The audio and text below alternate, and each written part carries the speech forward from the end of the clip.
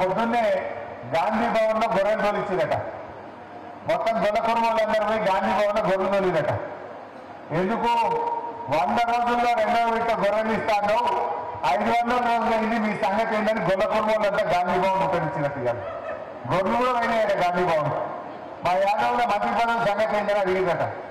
అంటే ఏది చూసినా అంత ఆగమాగం సగం సగం ఉన్నది. గ్యాస్ పథకం ప్రారంభించింది. ఇక ఏమైనా 3 నెలల గ్యాస్ సిలిండర్ల సబ్సిడీ పైసలు ఉండకుండా పడతలేవు, బంద్ అయిపోయింది, సబ్సిడీ బంద్ అయిపోయింది. ఇందిరమ్మ ఆత్మీయ భరోసా అన్నారు, అది 10 లక్షల మందికి వేస్తామన్నారు, 1,00,000 మందికి ఒక్కసారి వేసిండు, దాన్ని బంద్ పెట్టిండు, అది కూడా అదే పోయింది. ఇక రాజీవ్ యువ వికాసం అయితే ప్రారంభం కాకముందే ఆగిపోయింది దాని సంగతి. సన్నాలకు బోనస్ అన్నారు, అది కూడా ఉత్తర అయిపోయింది, తుస్సుమన్నారు. ఇప్పుడు ఈ యాసంగి పంటకు సన్న వడ్లకు ₹1 కూడా బోనస్ ఇవ్వలే, బోనస్ కూడా అట్టెక్కింది, బోనస్ బోనస్ అయిపోయింది.